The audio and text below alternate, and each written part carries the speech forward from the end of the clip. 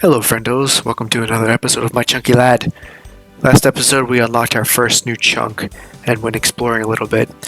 Here is a reminder of our current skill tasks that we're going to be working on. We're making good progress into the woodcutting portion and we'll begin here with continuation of that. So I've been in this chunk for about a week already and I'm just noticing the sculptor statue over here. It's a monthly D&D distraction and diversion that gives you some construction and some Slayer or Prayer XP depending on what you do with the statue after you're done. I just have to go through this quick dialogue real quick. So depending on which statue you build, you'll get either Prayer XP for praying at it or Slayer XP. The Slayer monster that you have to kill is dependent on your Slayer level. And since I'm level 1, it's going to be relatively weak. So I think I'm going to go with that for now, just to see if I can unlock those cave bugs just to get that task done instead of backlogging it. So that's the statue complete. This should give me my first, at least one construction level after I click off the dialogue and pray at the statue. When I pray at the statue, it'll bring up the wizard or the druid I have to fight. He's really low level. It should be level 4, only a little bit of HP. And that's it. He's dead. And I've gotten my first XP. And I guess bones. Or not bones. He worked me out. That's fine. I'll get enough with the cows later. So in my chunk, these imps will actually sometimes teleport in. I'm assuming they're from the goblin village over here, but they'll sometimes come into here. And they can drop imp hide, which is actually a little bit higher tier than the wizard armor.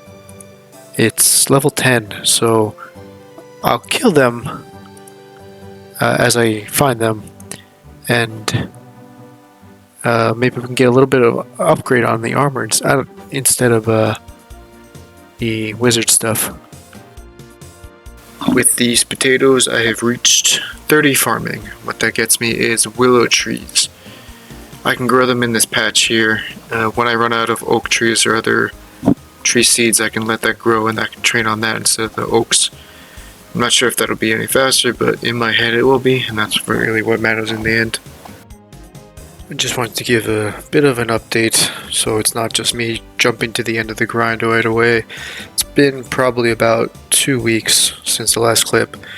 I've been staying with a friend at the moment until I can get my job and my new living situation sorted, so I can't really record that much. I've gotten my woodcutting and my fletching into the 60s through basically just cutting the logs, fletching them, and then selling them off. I haven't been stringing them at all. I've been doing the oaks and growing whatever trees I can. And I've got enough farming XP to get me up to 41. This brings me to the 1-to-1 point ratio, point to XP ratio. That was the initial goal. But any more XP I get at this point will help me get more points when I place the flags and actually start doing the minigame. I'm also going to start stringing the bows. Initially, I didn't because I was going to miss out on a bunch of nests, but since I hit the farming goal, and I've already got a few seeds in the bank, I don't really need the nests at this point. I also just frankly dislike spinning flax, but I did the math, and it'll save me about 8,000 logs to cut and fletch.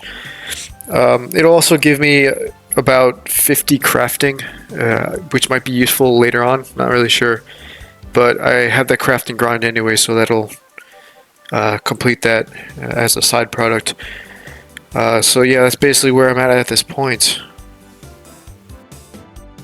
Shout out to Cherry, who just got her 99 cooking.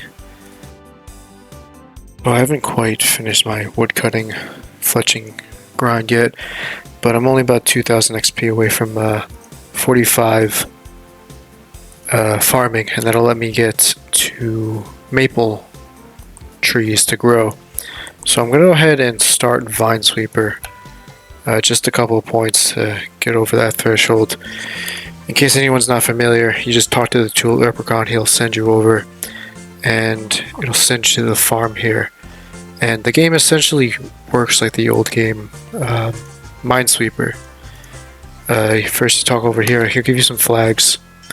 The first time you're here, he'll give you some free ones. But normally you have to pay a tiny bit, like 50 GP. But basically you dig up a hole and it'll bring up a number or a bunch of numbers. And these are the number of roots that are in the squares around the hole you dig up. So these all have one root, and you can tell it from the corner. If you place a flag over where you think a root is, the farmer will come over and dig it up. As long as you're standing next to it, you'll get some points. You should get some points if, as he said, anyone's near him. So if you are able to do it with other people, it should get you a little bit. I got 47 points, or however many I got from plus digging up the holes gave you a little bit. So it shouldn't be too long before I get the 2,000, and it'll put me over the top there. And then unfortunately, if you do manage to dig up one, it's like hitting the bomb in Minesweeper, you'll lose a couple points. I went down from like 90 something down to 82 there. And then lastly, you have all these little rabbits running around, and you're able to get sometimes some roots to dig up and feed them. But if you place a flag and they're nearby, they'll come and try to eat it before the farmer does. But that's basically it, so you just gotta go through until I get those points. Feeding the rabbits also gives you a tiny bit of hunter XP, so 2 hunter for me. It's about a 30 each time, so that'll be kind of fun to see how high up I can get in the time it takes me to get the full farming level I need. Apparently there are some achievements I neglected to look at, but there's our first one. Do 13 bad things. Oops. Okay, that's good enough. I'm bored of feeding rabbits. They don't respawn fast enough. So let me just go over here and buy the XP. One issue I hope doesn't become an issue is you can't choose how many points. You just trade them all in right away. So if I need to buy any of these seeds, I need to, like when I'm going to buy the XP for everything else. I don't think I will, but just in case, I'll have to buy them before I trade in the XP points. But there we go, that's enough for the maples. I did get over to 7. Not enough for any implings or anything, but it's a little progress. But yeah, so back to the woodcutting stuff. Hey, look. 70 woodcutting. Would you look at that? Also 500 total, so I'm halfway to public embarrassment when I die. With this log, we hit the goal of 65 fire making, and with this log, we hit the goal of 70 fletching. 2 for 1 clip. Excellent. So these tasks don't get to be checked off until we actually craft the U stuff, the incense and the shield bow. I can't do the boxes I previously mentioned because you need the teak lockbox to upgrade from the willow, so I'm stuck at that for now. But I did manage to get a spirit seed with all of those nests I had. I have a few willow left, not any maples left. But with that, we're going to be moving on to the vine sweeper grind, which will take me significantly longer than the wood cutting and all that stuff, I think. And so begins the farming grind. I'm gonna, oh, great start. Anyway, I'm gonna be intermittently using an alt, I think, to basically use as fodder against those digging up roots that I just did. It'll save me a little bit of points. I can just indiscriminately dig around until I find a spot. But that requires me to play Vinesweeper twice. So it's not going to be a consistent sort of thing. I'm just going to swap back and forth as I need it. And if anything happens, I'll try to include it. But we'll see. With that, root, we get 10 hunter, and that brings me to an important point. I was looking at the impling drop table, and on, I believe, the gourmet impling, there is a garden pie. So what that means is I can cut off 3 levels from this farming grind, which is huge. It'll save me so much time. I don't know exactly how much XP, but I just dug up 3 roots in a row. That's awful. That's kind of tells you how my day is going at the moment. But that'll save me a ton of time. The only issue I haven't really looked too forward into is if there's something on the table that might unlock another grind, but I think it is worth it at this point. Because the amount of XP is just ridiculous for those 3 levels. Here is the gourmet drop table. Down here at the bottom we've got a 1 in 100 chance of some garden pies. Pretty low chance, but the imps to get them aren't too rare, so I don't really mind hopping to find them to save that 500,000 XP and probably over 50 hours of vine sweeping. The issue here is the spice and the curry leaf. At a drop rate of 1 in 10, I would be highly surprised if I don't get one of them along the way to these pies. Getting these would tack on a 60 cooking task in order to make curry, of which I have the ingredients. It's just a bowl, a potato, and some meat, and they're all available in the chunks that I have. This would add a nearly 5.4 thousand cows or rabbits I need to cook. However, the curry itself also has a 60 HP requirement to get the full healing effect from it, so that'll add on to the grind a bit more. I still feel it's a worthy trade, especially considering 2/3 of my rollable chunks are heavily combat based, so that'll give me a good bit of progress towards that. So let's add those onto our list here. Now the big problem is this right here, the shark.